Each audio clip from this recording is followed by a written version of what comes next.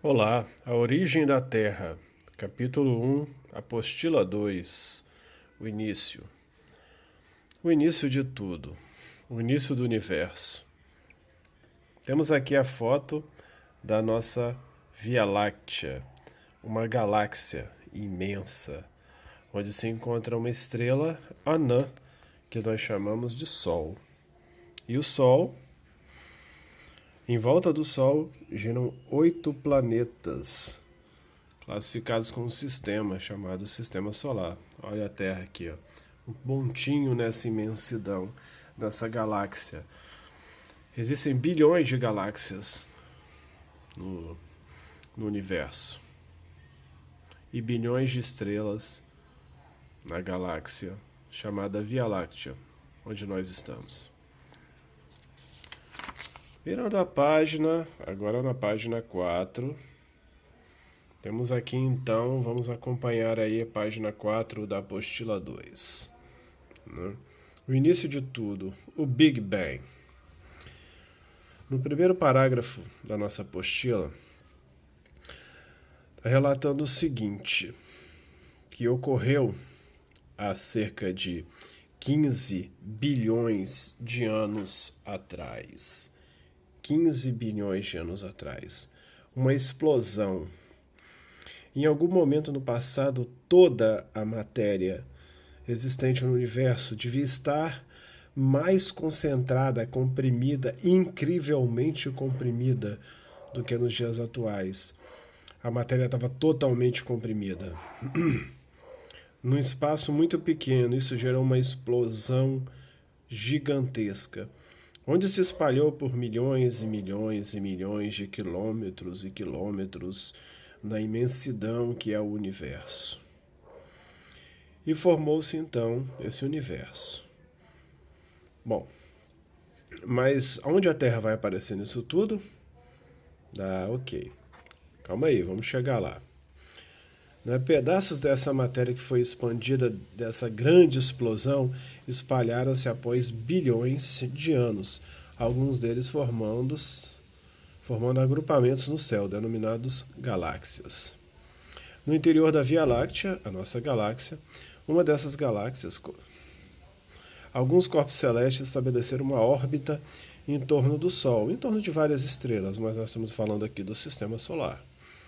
Começaram a girar, ao redor deles, orbitar ao redor deles. Claro, isso não aconteceu de repente, demorou muito tempo.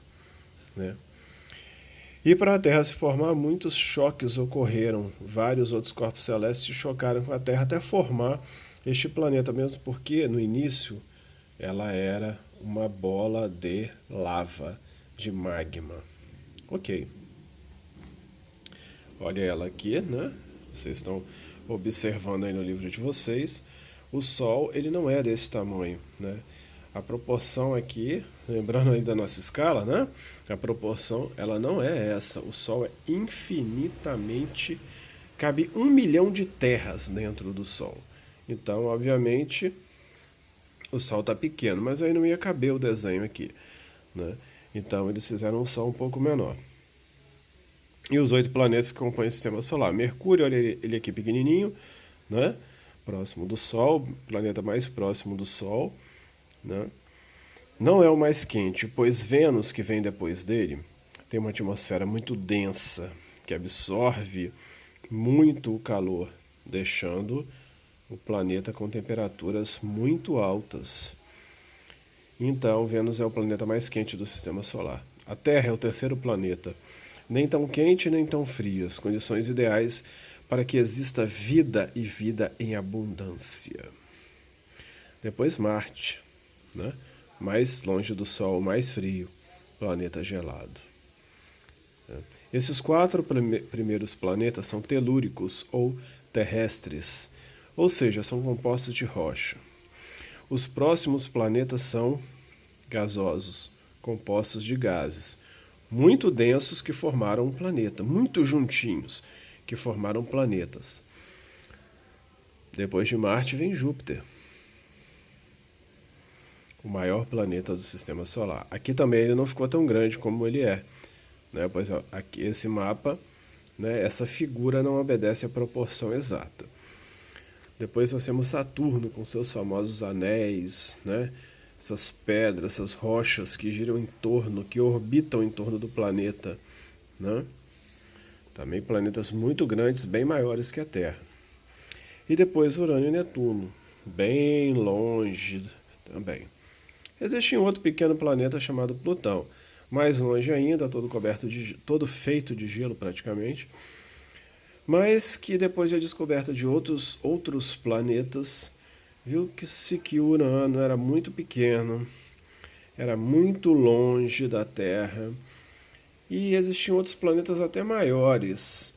Então, Plutão ele foi rebaixado à categoria de planetoide. Então não é mais planeta. O que eram 9 planetas, agora são 8 planetas do Sistema Solar. Né? Bom, agora aqui para a página 5 da nossa querida apostila, nós vamos para a formação, finalmente, do planeta Terra.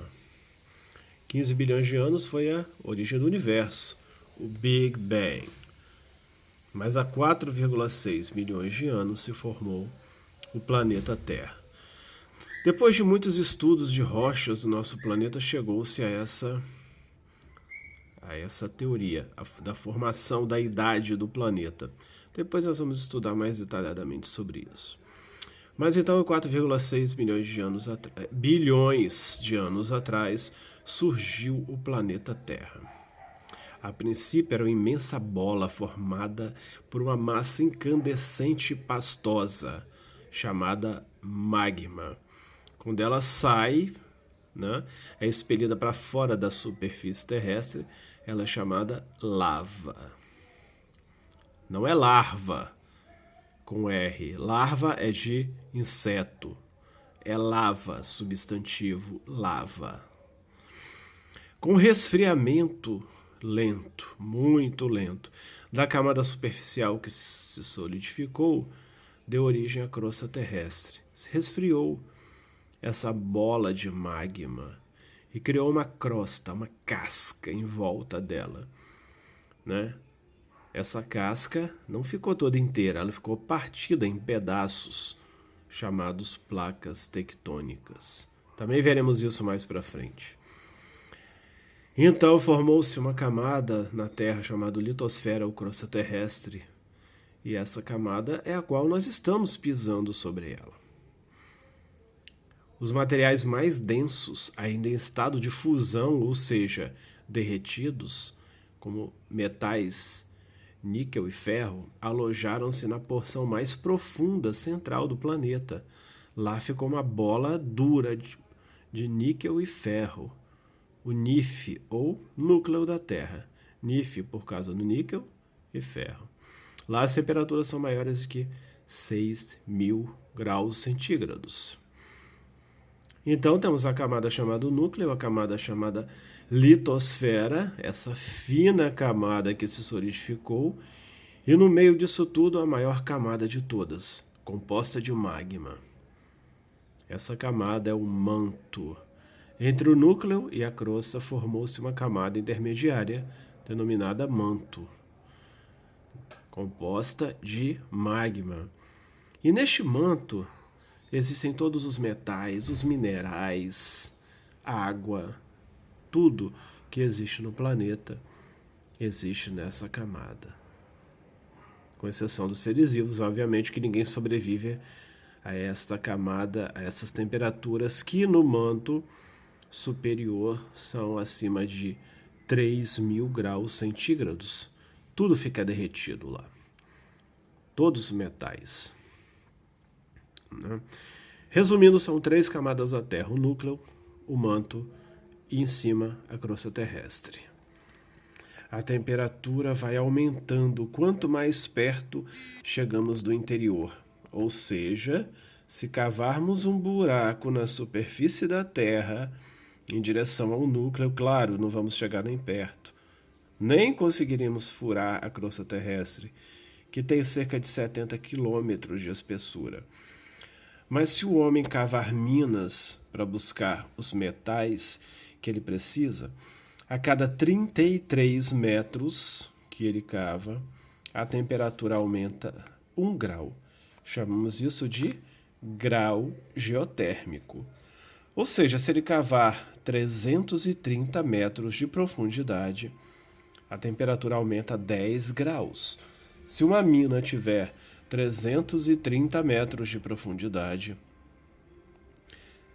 no fundo dessa mina, a temperatura será 10 graus superior à temperatura da superfície, o grau geotérmico.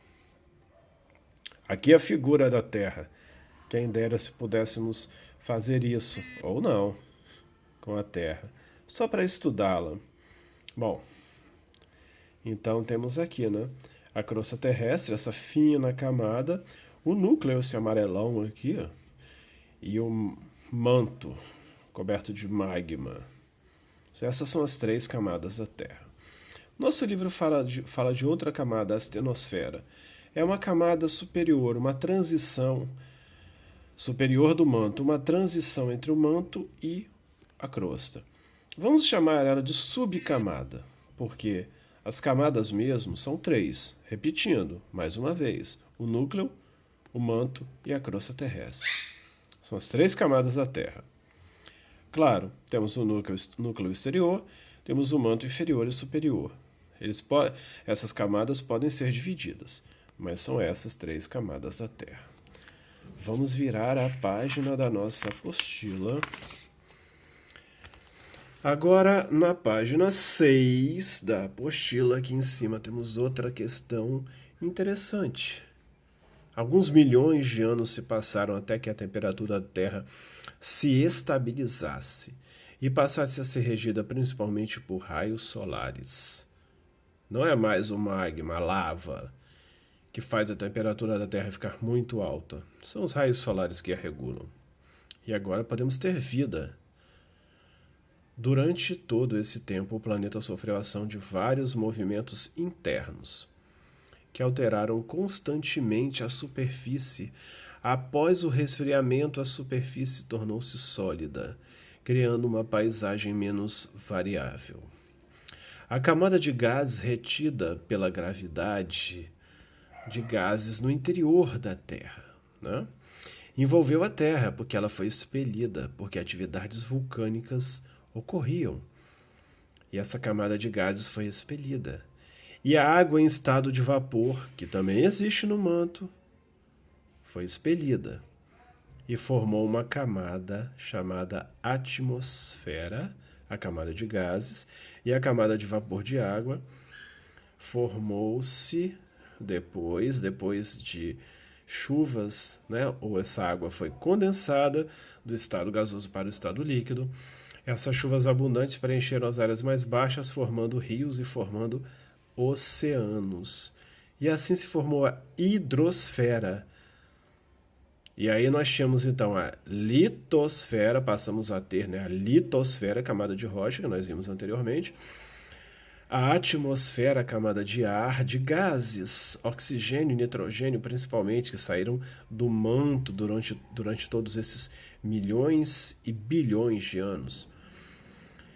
E a hidrosfera, camada de água. Essa água saiu, se condensou, formou os oceanos e formou a camada de água chamada hidrosfera. A atmosfera mais litosfera mais hidrosfera é igual a biosfera. Ou seja, essas 3 camadas possibilitaram a vida. Bio significa vida no planeta. E a biosfera é a esfera de vida, é a interseção da esfera de ar, da esfera de água, da esfera de rocha. Essas 3 esferas possibilitam a vida no planeta. Bom, agora vamos virar a página. E aqui no número 3 da página 8 da nossa apostila, nós vamos falar sobre o surgimento da vida, mas antes disso, temos que entender isso daqui. As eras geológicas. O que são eras geológicas? Ora, o tempo de vida do planeta, vida Vamos chamar assim. O tempo de existência do planeta Terra é de 4,6 bilhões de anos. 4,6 bilhões de anos. É um tempo muito grande. Nós chamamos esse tempo de tempo geológico. Em relação às rochas, geologia, estudo das rochas. E esse tempo é infinitamente maior do que o tempo histórico. O tempo histórico é do ser humano, do homem, com letra maiúscula, o ser humano. Esse homem está no planeta, talvez há 1 milhão de anos ou mais. Aqui no nosso livro fala 1 milhão de anos, aqui em cima. Homo sapiens. Tudo bem, vamos um pouquinho mais para trás, os primeiros hominídeos, talvez 3 milhões de anos, alguns livros dizem, mas ainda é muito pouco em relação aos bilhões de anos de história do nosso planeta. Por isso, o tempo do homem, do ser humano, é o tempo histórico. E o tempo da Terra, que é muito maior, é o tempo geológico. Esse tempo geológico nós vamos dividir ele em eras geológicas. A primeira era, mais antiga e que demorou muito tempo, bilhões de anos, é a era pré-cambriana, antes da vida primitiva. Depois vieram 3 eras, que demoraram milhões de anos de existência. A era paleozoica, a era mesozoica e a era cenozoica. Bom, agora que nós dividimos a idade da Terra em eras, vamos ver o que aconteceu nelas e qual o tempo delas. A era pré-cambriana ela tem 4 bilhões de anos. Ora, a Terra tem 4 bilhões e 600 milhões de anos. Então, só 4 bilhões, pouco tempo. A Terra ficou se resfriando, formando a Terra. E essa era, que demorou 4 bilhões, é chamada pré-cambriana. E o que aconteceu nela? Ela é dividida em dois períodos. O período azoico da era pré-cambriana. Aconteceu o resfriamento da Terra e a formação das primeiras rochas, que começou a se resfriar, formar as primeiras rochas para começar a pensarmos em existir uma crosta terrestre, que ainda não existia. E não tem vida, obviamente. Depois veio o período proterozoico. Mais os 2 bilhões de anos aí desses 4. Ocorreu a formação da atmosfera, porque os gases começaram a ser expelidos. Chuvas fortes deram origem aos oceanos. E aí, a hidrosfera.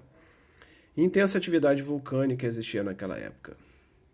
E grandes montanhas começaram a aparecer. Mas outras vieram depois.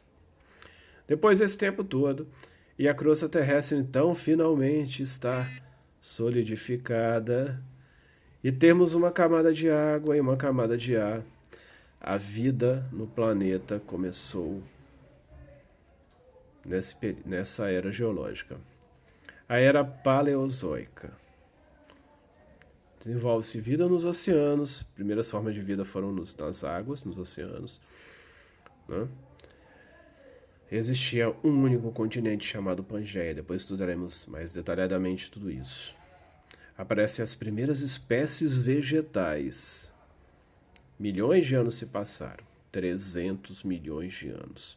Bom, se essas 3 eras duraram 600 milhões, porque são 4,6 bilhões de anos, sobraram mais 300 milhões de anos.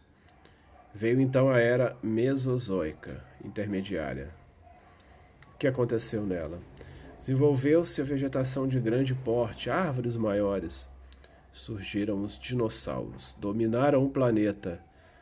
No meio da era mesozoica, num período chamado Jurássico. A era mesozoica é dividida em 3 períodos: o Jurássico, o Cretáceo e o Triássico. Ou melhor, na ordem. Né? O Triássico, o Jurássico e o Cretáceo. Do mais antigo para o mais recente. E os dinossauros dominaram a Terra no período Jurássico, da era Mesozoica.